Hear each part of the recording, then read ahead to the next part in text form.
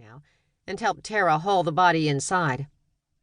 They rolled it onto the great stone slab at the center of the lower level.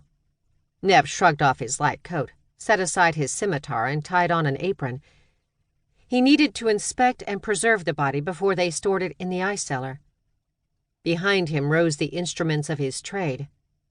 Jars of preserved organs, coagulated blood, and personal preservation and hydrating concoctions he'd learned to make from the Body Mercenary Guild before they'd chucked him out for not paying dues. Since the end of the war, business for body mercs had been bad, and the guild shed specialist mercenaries like him by the thousands. On a lucky day, he was hired on as a cheap party trick, or by a grieving spouse who wanted one last moment with a deceased lover. That skirted a little too closely to deceptive sexual congress for his moral compass. Killing people while wearing someone else's skin was one thing. Fucking while you pretended to be someone they knew was another. Tara helped him strip the sodden coat and trousers from the body. What came out of the water around the pier was never savory, but this body seemed especially torn up. It was why he didn't note the lack of external genitals at first. Cocks got cut off or eaten up all the time, on floaters like this one, but the look on Tara's face made him reconsider. "Funny," Tara said, sucking her teeth. She had a giant skewer in one hand, ready to stab the corpse to start pumping in the fluids that reduced the bloat. She pulled up the tattered tunic, also cut in a men's style like the trousers, and clucked over what appeared to be a bound chest. "Woman going about as a man?" Nev said. Dressing up as a man was an odd thing for a woman to do in this city, when men couldn't even own property. Tara owned Nev's workshop, when people asked. Nev had actually bought it under an old name some years before. He told the city people it was his sister's name, but of course it was his real one, from many bodies back.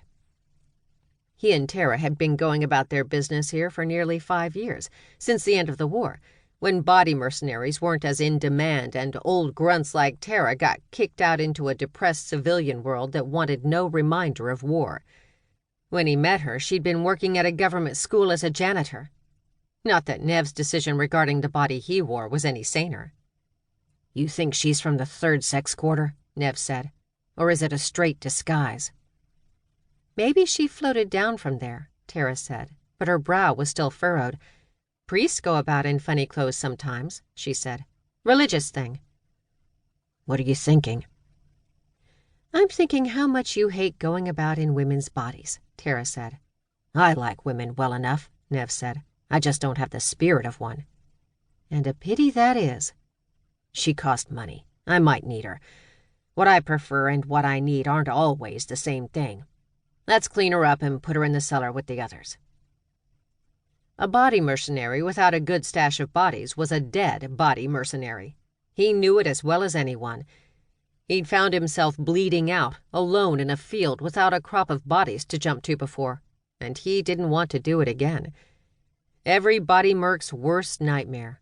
Death with no possibility of rebirth. Tara cut off the breast binding.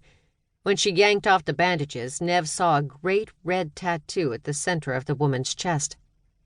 It was a stylized version of the God's Eye Nebula, one he saw on the foreheads of priests gathering up flocks in the street for prayer, pushing and shoving and shouting for worshippers among the 400 other religious temples, cults, and sects who had people out doing the same.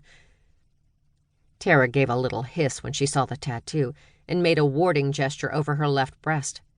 "Mother's tits!" "What?" "Wrap her up and—" The door rattled. Nev reached for his scimitar. He slipped on the wet floor and caught himself on the slab just as the door burst open.